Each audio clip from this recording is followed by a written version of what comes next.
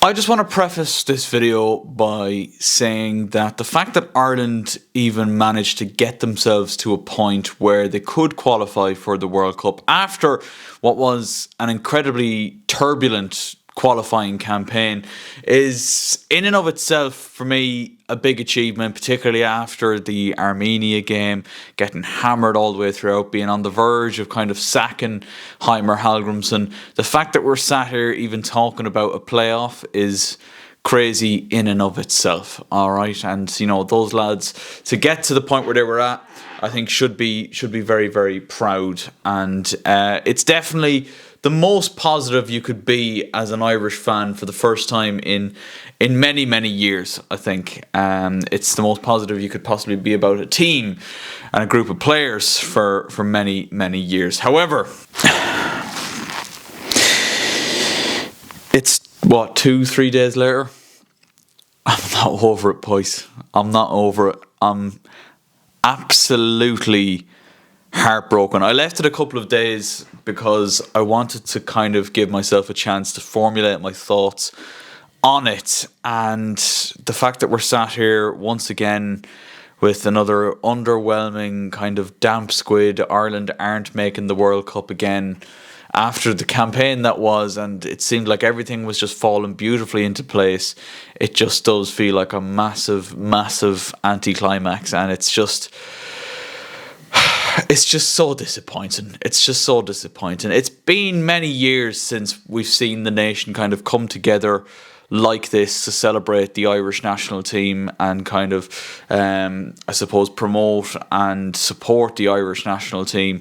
And to see the amount of Irish fans, green jerseys, going out to Prague to celebrate and kind of support the boys, even though 90% of them didn't even have a ticket for the game. That in and of itself is an absolutely beautiful thing, and it really is rare to see the country come together with this kind of excitement and anticipation, which is why what happened when it did.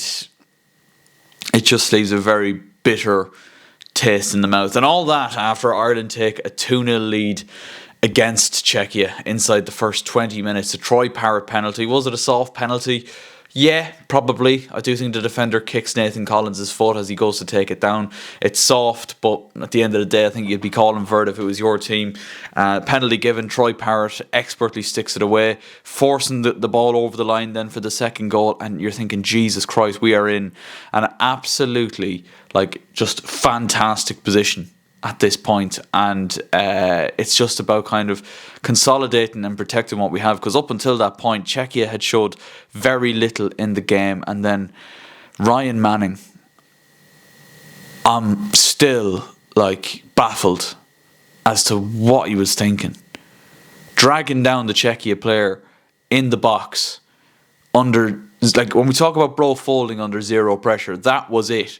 I still don't know what he was thinking. And they score the penalty. Patrick Schick sticks it away, and there was just a big momentum switch. Ireland could have been clear in the first 20-25 minutes with the amount of chances created, scoring the 2 goals. Had a chance to steady the ship after getting that second goal. 3 minutes is all they could last before Ryan Manning concedes that penalty. Like I say, Schick sticks it away. Czechia always looked the more likely, I think, after that. Ireland still had a couple of breakaway chances. Ida, when he comes on, has a big chance. Really good recovery tackle by the Czechia defender. And then they score an equaliser in the 86th minute from a set piece. The goal scorer, the captain, nobody marking him.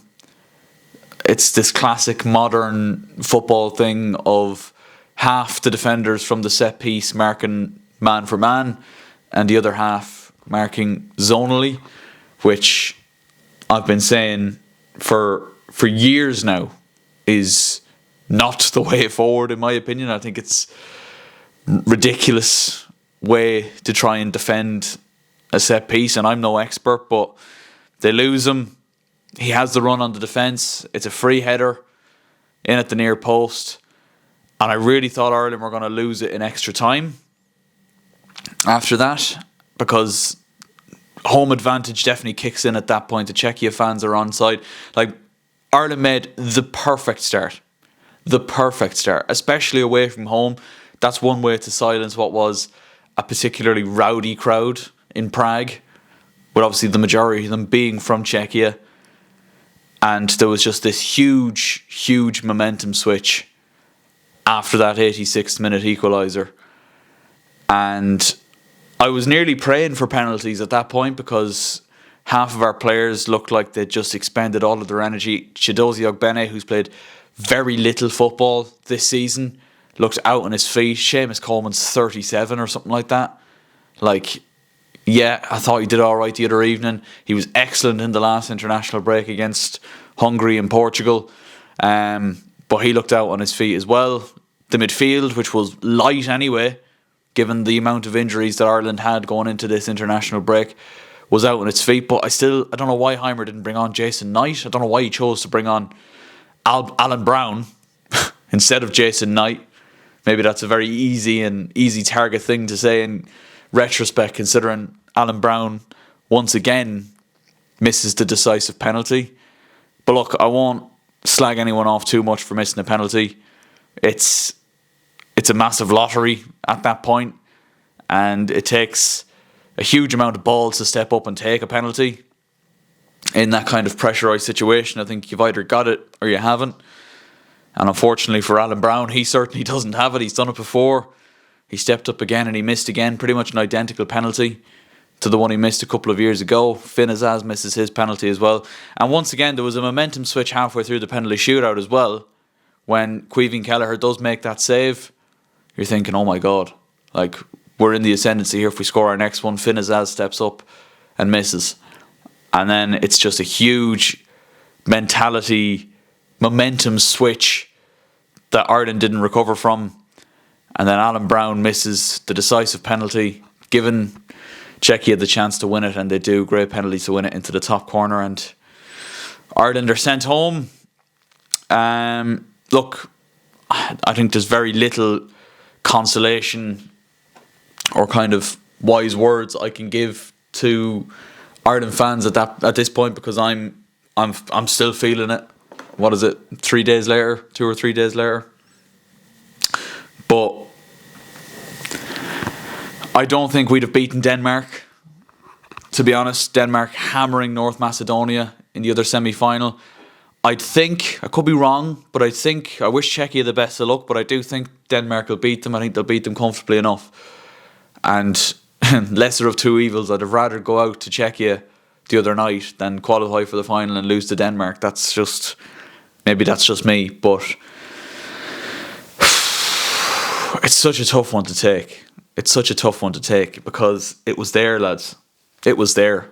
We were 2-0 up. We were absolutely in cruise control in this game, and we just let it slip. A couple of silly decisions. Ryan Manning, I don't know what he's doing.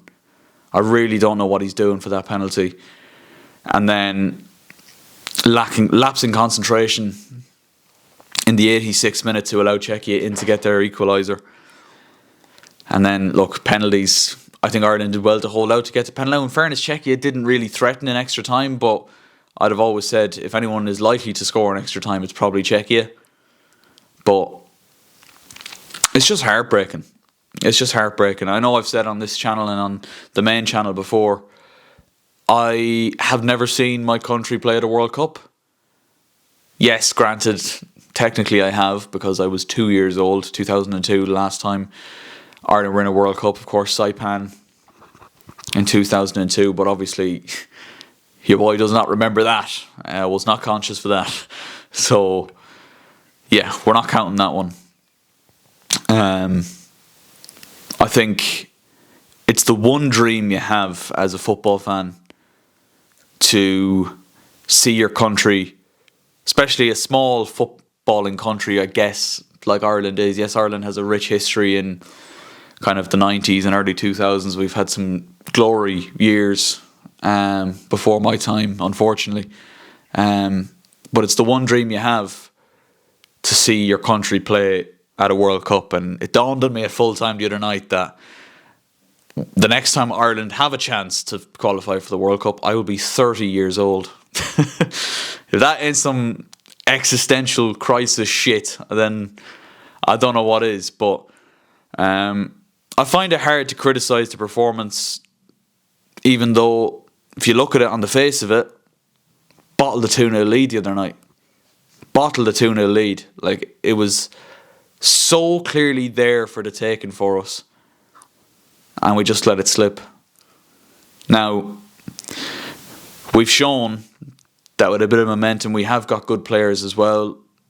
There is still good performances and moments in this Ireland team, so I guess that's something to be positive about moving forward. But it's just gutting. It really, gutted, absolutely gutted, and that's all I have to say. Leave a like if you enjoyed, subscribe if you're new, let me know your thoughts in the comments. It's always the next one, boys, isn't it?